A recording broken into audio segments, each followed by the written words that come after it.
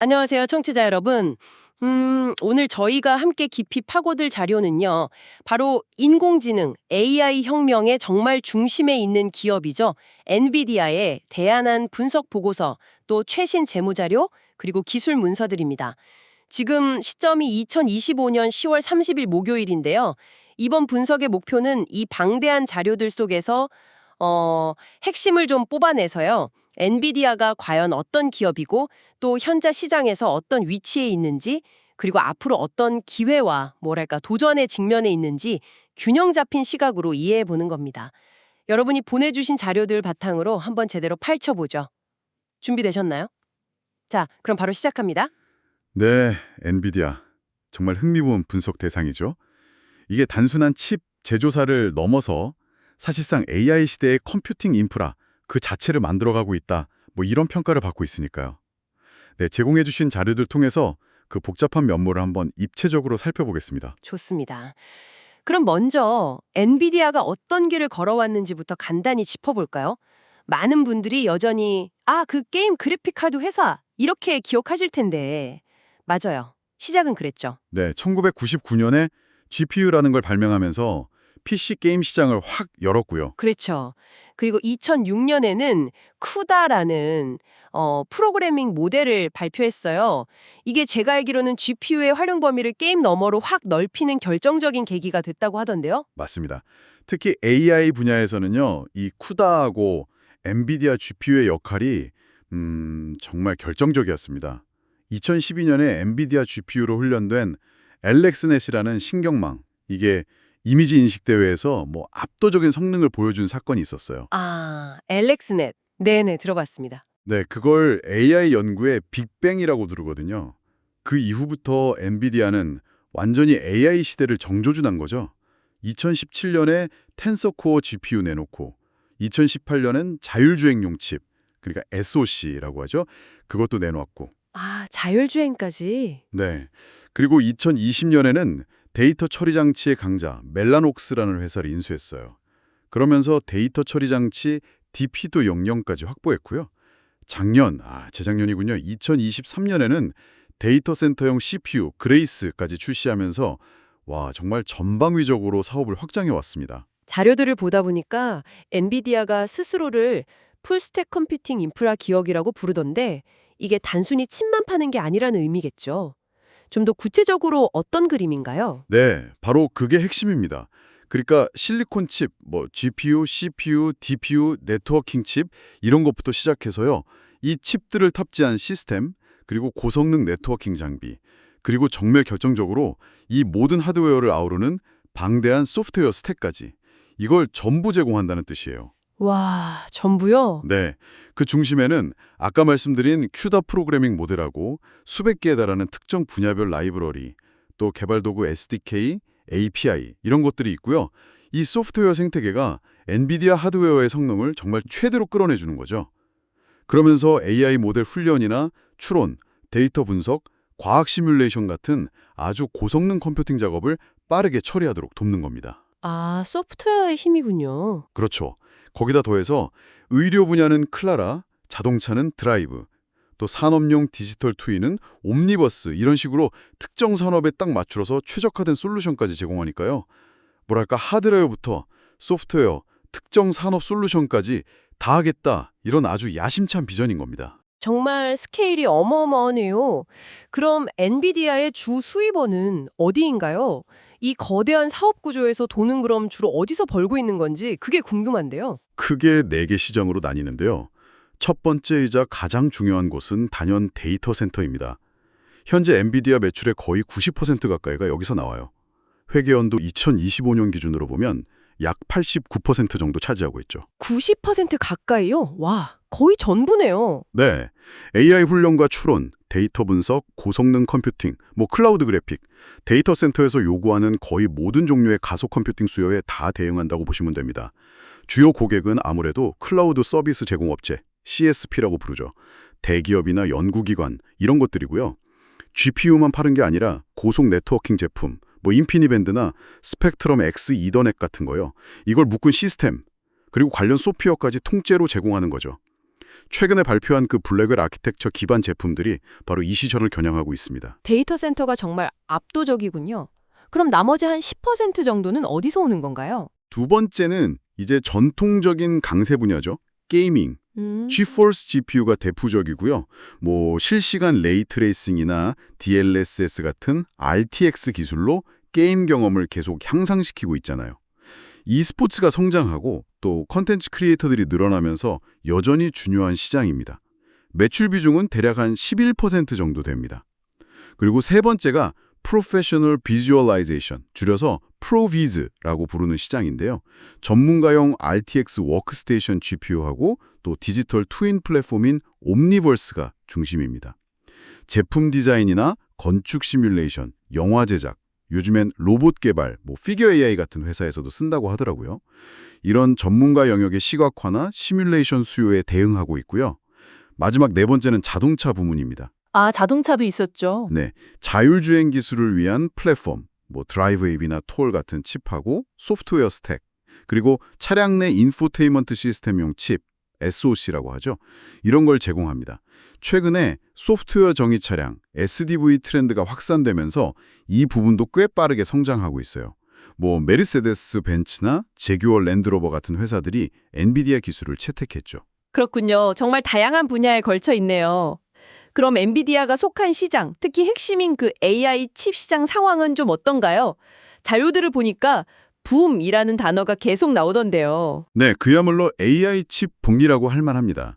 특히 챗 GPT 같은 생성형 AI 모델들이 등장하면서 모델의 크기나 복잡성이 정말 기하급수적으로 커졌거든요. 이걸 훈련시키고 또 운영하기 위한 엔비디아 데이터 센터 솔루션 수요가 그야말로 폭발적으로 증가했습니다. 인사이더 멍키 기사 보니까 AI 칩 시장이 최대 5천억 달러 규모의 붐을 맞이할 수도 있다. 이런 분석까지 나오고 있더라고요.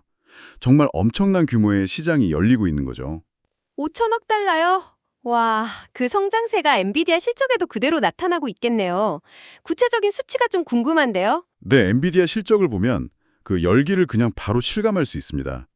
가장 최근 실적인 2025 회계연도 3분기, 그러니까 2024년 10월 27일에 마감된 분기인데요.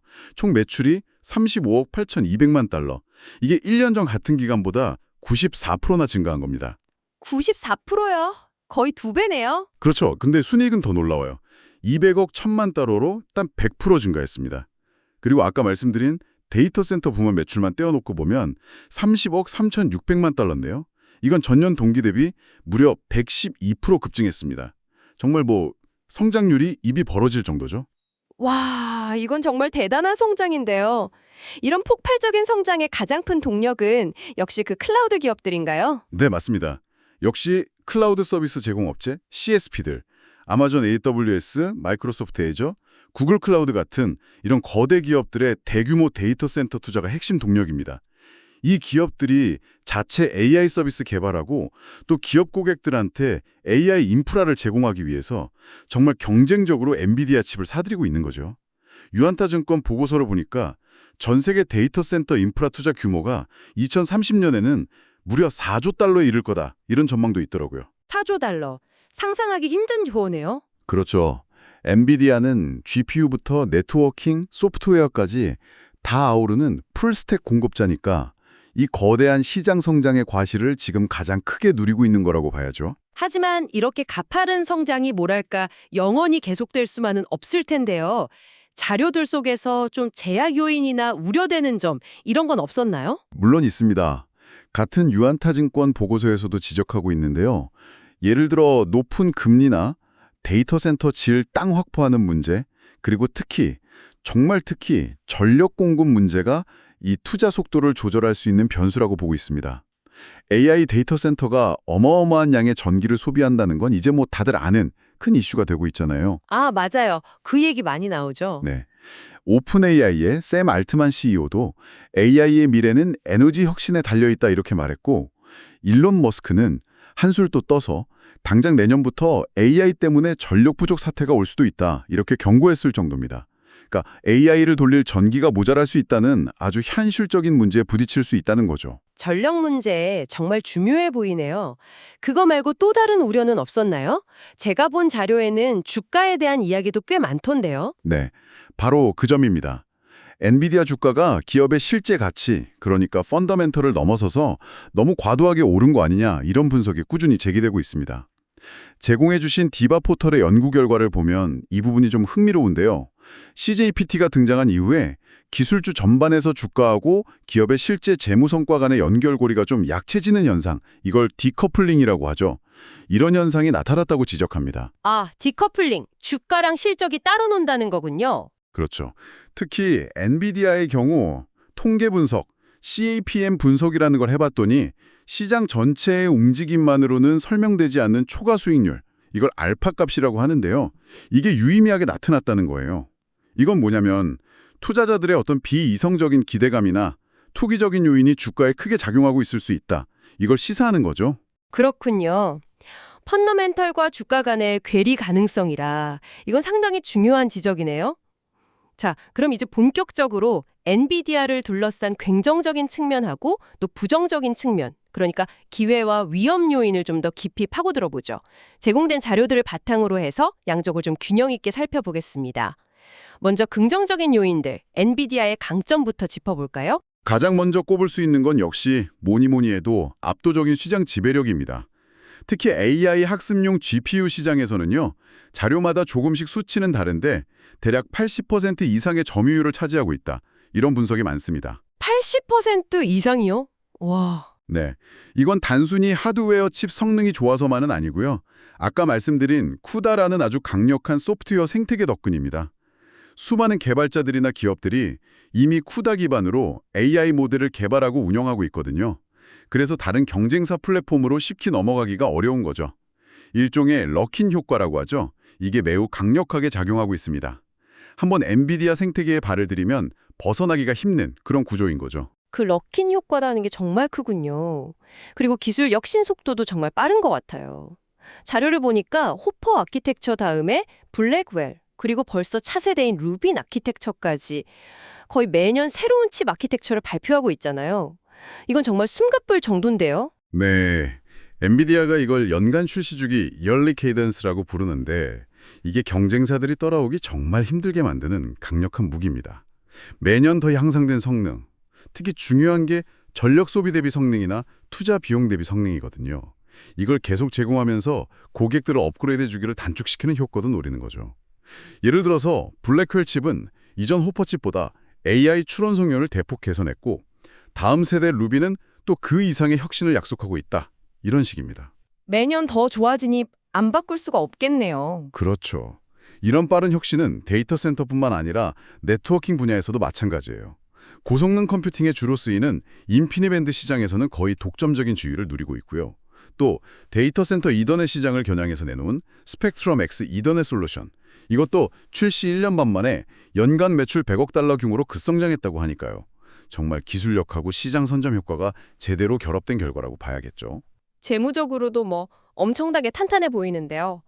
앞서 언급하신 그 놀라운 매출 성장 외에 또 주목할 만한 재무적 강점 이런 게 있을까요? 네, 높은 수익성하고 막대한 현금 창출 능력입니다. 2025 회계연도 3분기 기준으로 비갭 영업이익률이 무려 75%에 달합니다. 75%요? 와. 네, 그러니까 100원어치를 팔면 75원을 이익으로 남긴다는 건데 정말 대단한 수치죠. 이렇게 벌어들인 막대한 현금을 바탕으로 해서 미래를 위한 R&D 투자, 창사 이래 총 582억 달러 이상 투자했다고 하더라고요. 이런 데 공격적으로 나서고 있고요. 동시에 또 대규모 자사주 매입, 2025 회계연도에만 340억 달러어치를 매입했고 추가로 500억 달러 승인받았다고 해요. 그리고 배당금 지급, 이런 걸 통해서 주주들한테 이익을 환원하는 데도 아주 적극적입니다. 돈을 잘 버니까 투자도 하고 주주 환원도 하고 선순환이네요. 근데 데이터 센터 외에 다른 사업 부문들 성장세는 좀 어떤가요? 워낙 데이터 센터 비중이 커서 약간 가려지는 느낌도 있는데요. 프로페셔널 비주얼라이제이션, 프로비즈하고 자동차 부문 성장세도 무시할 수는 없습니다. 프로비즈 부문은 전문가용 워크스테이션 수요가 회복되고 또 AI 관련 작업 부하가 늘면서 꾸준한 성장세를 보이고 있고요. 자동차 부문은 아까 말씀드린 자율주행 플랫폼하고 SDV 전환 흐름을 타면서 특히 눈에 띄는 성장을 기록 중입니다. 2025 회기연도 3분기에 보니까 전년 동기 대비 72%나 성장했더라고요. 자동차가 72%요? 네, 아직 전체 매출에서 차지하는 비중은 작지만 그래도 미래 성장 동력으로는 충분히 주목할 만하죠. 정말 다방면에서 강점을 보여주고 있네요. 자, 그럼 이제 동전의 다른 면을 좀 봐야겠죠. 엔비디아가 직면한 위험 요인이나 과제들. 자료들에서 가장 빈번하게 지적되는 우려 중 하나가 역시 그 주가에 대한 부분인 것 같아요. 너무 과열된 거 아니냐 이런 시각이죠. 맞습니다. 아까 잠시 언급했지만 주가가 기업의 내재 가치를 넘어선 어떤 투기적 요인에 의해서 움직이고 있다. 이런 분석이 상당히 설득력을 얻고 있습니다. 디바 포털 연구 결과를 다시 좀 자세히 보면요.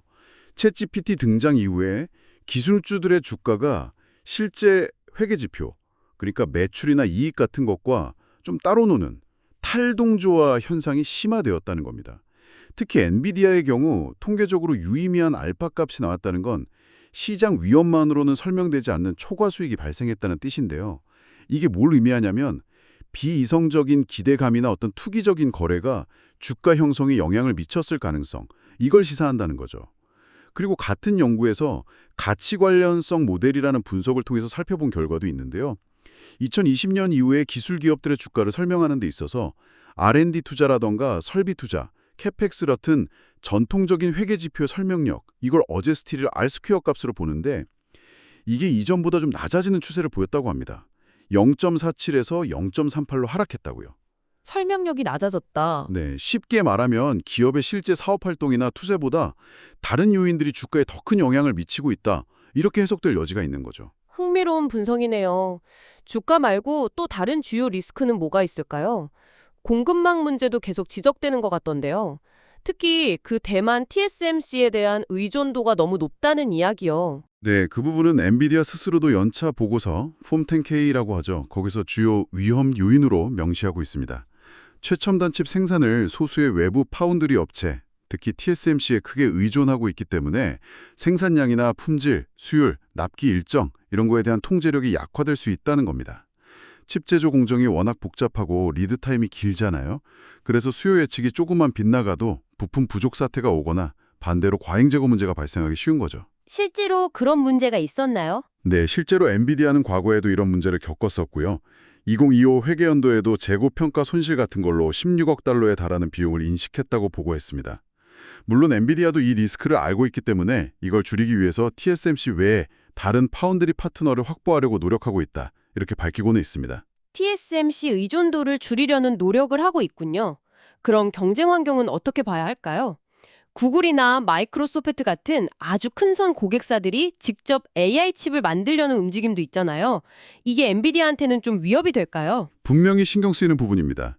구글, 메타, 마이크로소프트, 아마존, 심지어 오픈 AI나 오라클 같은 주요 고객사들이 엔비디아의 최신 블랙홀 플랫폼을 적극적으로 도입하면서도 동시에 자체적인 AI 칩, ASIC라고 하죠. 이런 걸 개발하는 데도 투자를 하고 있거든요. AMD나 인텔 같은 전통적인 반도체 경쟁사들도 당연히 AI 칩 시장에서 점유율을 높이려고 아주 공격적으로 나서고 있고요. 그렇죠. 경쟁이 치열해지겠네요. 유한타증권 보고서 Q&A 자료에서도 언급되듯이 고객사들이 자체 칩을 개발한다고 해도 실제 대량 생산에서 적용까지 이어지는 경우는 좀 제한적일 수 있고 결국 성능이나 전력 효율, 총 소유 비용, TCO 이런 걸 종합적으로 고려했을 때는 엔비디아 솔루션이 여전히 매력적일 거다. 이런 분석이 아직은 우세한 것 같습니다. 엔비디아의 그 강력한 생태계가 일종의 방어막 역할을 하고 있는 셈이죠. 아, 생태계 힘이 그렇게 크다는 거네요. 근데 정말 큰 변수는 역시 지정학적 리스크, 특히 미국의 대중국 반도체 수출 통제인 것 같습니다. 이건 엔비디아 입장에서는 정말 뼈아픈 문제일 것 같은데요. 네, 현재 엔비디아가 직면한 가장 심각하고 또 예측하기 어려운 위험 요인 중 하나라고 할 수 있습니다. 미국 정부가 국가 안보를 이유로 엔비디아의 최첨단 AI 칩들, A100, H100, H200부터 시작해서 최신 B100, B200, GB200, 그리고 L4, L40S 등등 정말 많은 모델들이 포함되는데요. 이런 칩들에 대해서 중국은 물론이고 일부 중동 국가로의 수출까지 아주 엄격하게 통제하고 있습니다. 통제 대상이 정말 많네요. 네, 이것 때문에 엔비디아의 중국 시장 매출은 이미 상당한 타격을 입었고요. 앞으로 이 규제가 더 강화되거나 장기화될 경우에는 성장성에 정말 큰 제약이 될 수밖에 없습니다. 폼 10K의 리스크 요인 부분에서도 이 문제를 아주 비중 있게 다루고 있죠. 그럼 엔비디아는 어떻게 대응하고 있나요? 일단은 규제 대상이 아닌 사양을 좀 낮춘 칩, 예를 들어 H20 같은 칩을 개발해서 중국 시장에 공급하려고 하거나 아니면 미국 정부에 수출 허가, 라이센스를 신청하는 방식으로 대응하고 있습니다. 하지만 이 과정이 매우 불확실하고 시간도 오래 걸리고요. 결과적으로 중국 시장에서 현지 기업이나 다른 경쟁사들한테 오히려 기회를 줄 수도 있다, 이런 우려도 나오고 있습니다.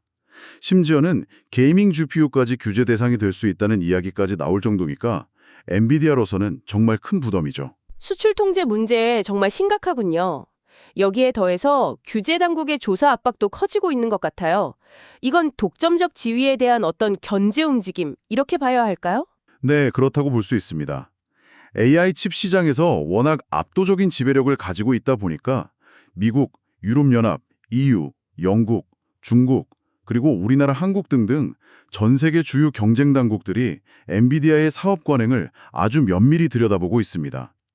예를 들어 GPU 판매 방식이라던가 고객사들한테 칩을 어떻게 공급 할당하는지, 그리고 파운데이션 모델 개발사들에 대한 투자나 파트너십, 이런 것들이 주요 조사 대상입니다. 프랑스 경쟁당국은 이미 공식적인 조사에 착수했고요. 아, 프랑스는 이미 조사를 시작했군요. 네. 이런 규제 당국의 조사는 그 자체만으로도 상당한 시간과 비용 부담을 유발하고요. 만약에 반독점법 위반이다, 이런 결론이 나오면 사업에 직접적인 타격을 줄 수도 있겠죠. 이 역시 폼 10K에서 주요 리스크로 언급하고 있습니다. 정말 다양한 도전 과제들이 산적해 있네요. 그 외에 또 우리가 주목해야 할 만한 위험 요인들이 있을까요? 네, 약부에도 꽃이 터버리습했습니다. 아까 잠깐 언급했던 AI 데이터 센터의 그 높은 에너지 소비 문제, 그리고 그로 인한 어떤 사회적, 환경적 압박이 커질 수 있다는 점, 또 지식재산권, IP 침해 소송을 비롯해서 각종 법적 분쟁 가능성도 항상 있고요. OECD에서 추진하는 글로벌 최저 법인세, 필러 2라고 하죠. 이런 복잡하게 변화하는 국제 조세 환경에 따른 부담 증가도 무시할 수 없습니다. 그리고 AI 분야가 워낙 핫하다 보니까 치열한 인재 확보 경쟁 속에서 핵심 인력을 잘 유지하는 문제도 있겠죠. 물론 엔비디아는 2025 회계연도 이직률이 2.5%로 매우 낮다고 주장하고는 있습니다만. 이직률 2.5%면 정말 낮은데요. 그렇죠. 그리고 마지막으로 과거에 GTX 970 그래픽카드 메모리 사양 논란이라던가 제품 리뷰어들한테 부당한 압력을 행사했다는 의혹 같은 것들이 있었거든요. 이런 것처럼 기업 평판에 영향을 미칠 수 있는 리스크 관리도 지속적으로 신경 써야 할 부분입니다. 정말 다방면에 걸쳐서 위험 요소들을 안고 있는 셈이죠.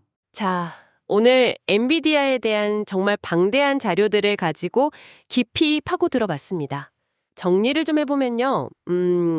AI 시대를 정말 이끌고 있는 압도적인 기술력과 시장 지배력, 그리고 강력한 소프트웨어 생태계, 또 경이로운 수준의 재무 성과, 이런 정말 눈부신 면모를 보여주는 동시에 주가 고평가 논란이라던가 투기적 과열 우려, 또 TSMC 의존도 같은 공급망 리스크, 미중 갈등에 따른 지정학적 불확실성, 점점 치열해지는 경쟁 환경과 커져가는 규제 압박 등등 정말 만만치 않은 도전 과제들에도 직면해 있다.